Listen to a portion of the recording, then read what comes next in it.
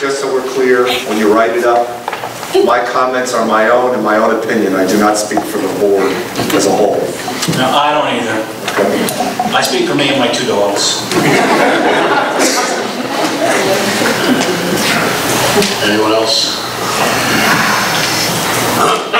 Thank you very much, gentlemen. Let's move right into public participation.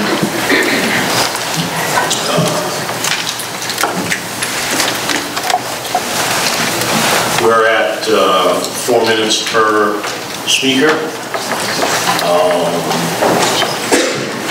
First name is Anton Balsaro. Did I get it right? Yes. Thank you. Let them know, please, that when they have 30 seconds left, we're just going to let them know that's right. Yeah, I'll try my best to let you know when you have 30 seconds left, so you can. Yeah, have a seat there, please.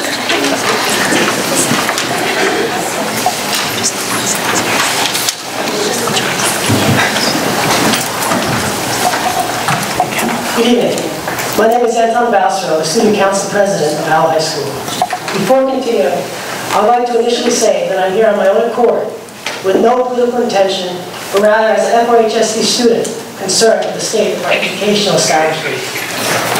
As I fervently await the commencement of graduation this June, I've had much time to reflect on the great opportunities and experiences given to me by the great academics, sports, and extracurricular activities that this district provided.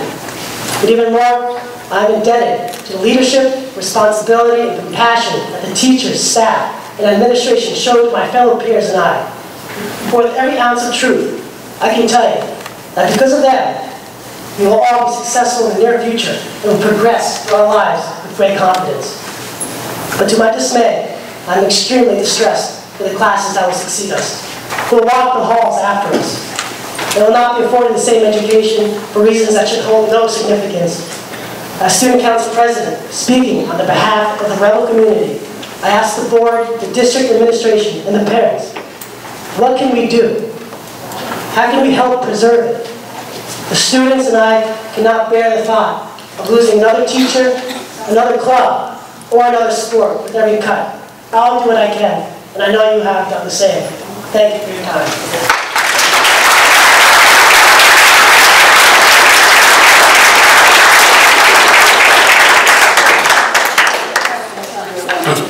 Sophia Lien.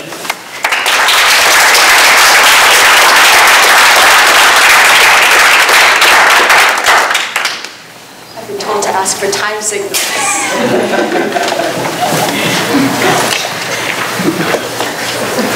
I'm Sophia Nguyen, and I'm the current president of the Forensics or Speech and Debate team at Greenville Township. I'm here this evening to put in my 2 cents on behalf of something that I think is imperative that we don't overlook, and I'm sure that you're not. And that's the activities budget, particularly the piece of it that is allocated to our team. I know that these days have been all about the numbers, and different numbers from all sorts of people weighed against each other, and it's been really difficult. But here are some of our own. Our team has been extremely successful this season, consistently placing in the top 3 at local tournaments. We finished by taking 2nd place in the state of New Jersey, both in speech and overall. Among us, there are 2 state champions, 2 nationals qualifiers, and several competitors who have advanced in national competitions at Harvard and at Princeton. And yet the success extends far beyond the tournament circuit. The Wall Street Journal documents an interesting correlation between participation in forensics and college admissions. State and national award winners have a 30% improved chance of admission, and being captain improves chances by 60%. Participating even without major awards or award positions does help by 4%. It's not a coincidence that our team members received letters of admission from schools like Harvard, Princeton, Yale, and Columbia, among many others. But speech and debate is so much more than just stats or a line on a resume. Whether they're performing a creative piece or presenting an argument, forensics competitors are expressing themselves in the purest way, through communication, through interaction and human connection.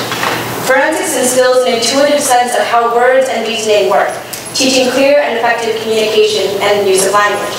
Kids aren't the same after they come out of forensics. They have confidence and presence, poise and gravitas. They think differently, they interact differently, they hold themselves differently. My teammates are some of the most engaging, articulate, and compelling young people that you will ever meet. But there's an essential difference between our forensics team and teams in other schools. The first is funding. We don't pay coaches by the hour or send kids to expensive training camps around the country, and we don't have the means. But this brings me to the second difference, which is a difference in attitude and philosophy.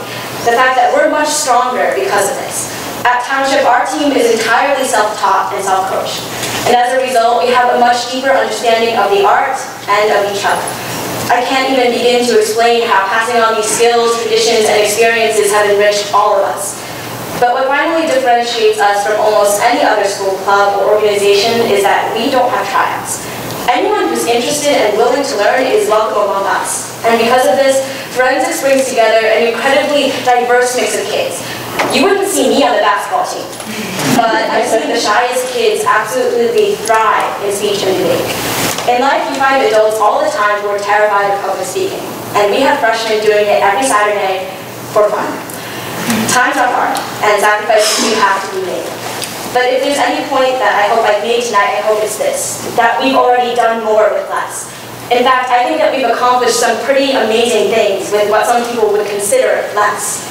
Education isn't just what we push within the walls of a classroom. If I've learned anything, it's about the potential of other people.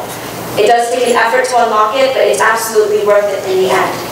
I know we're talking numbers tonight, but in the case of this activity and a lot of other student organizations, the return on the investment is immeasurable. Very good.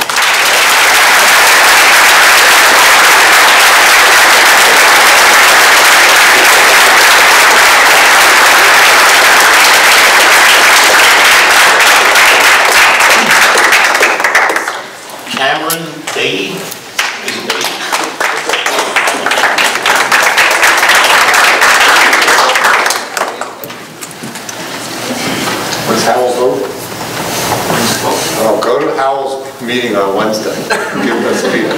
I was going to say, come to me more. It's on Tuesday.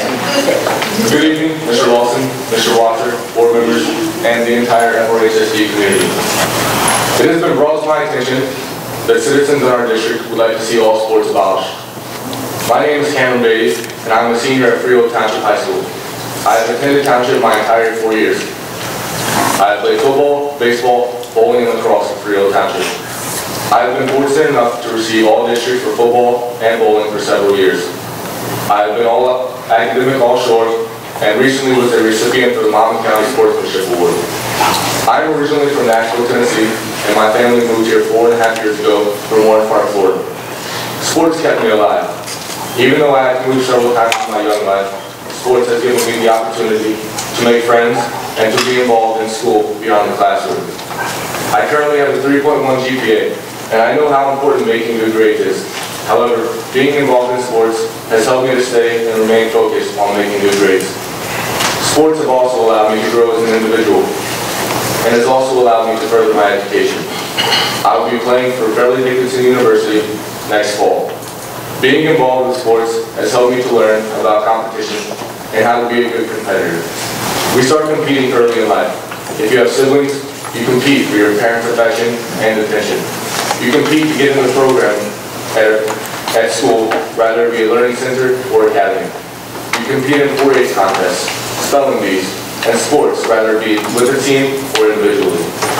Taking sports out of our schools would not be fair to those that are in school now and those who are yet to come. This year was my first year to vote, and I was so proud to cast my vote. Unfortunately, with the outcome of the vote, our district is losing many wonderful and dedicated teachers whom I have been fortunate enough to have as a teacher in the classroom and also as a coach on the field. They give up their time to help us, and for some of those coaches, they have inspired me, and I will never forget them. I would like to ask those here that want to see sports abolished from our schools, that you think again. Please, haven't you seen the students suffering enough? Don't take away our chances to excel in what we do best. Think about it as something that you lost. What if it was taken away right now? It has been said to me many times that what happens in life is 10% action and 90% reaction. So as an athlete, I wanted to come tonight to react and ask that you please stop your negative actions toward our district. The ones who suffer most are our students. We are suffering enough with losing our mentors and our dedicated teachers who choose this profession to make a difference in our lives.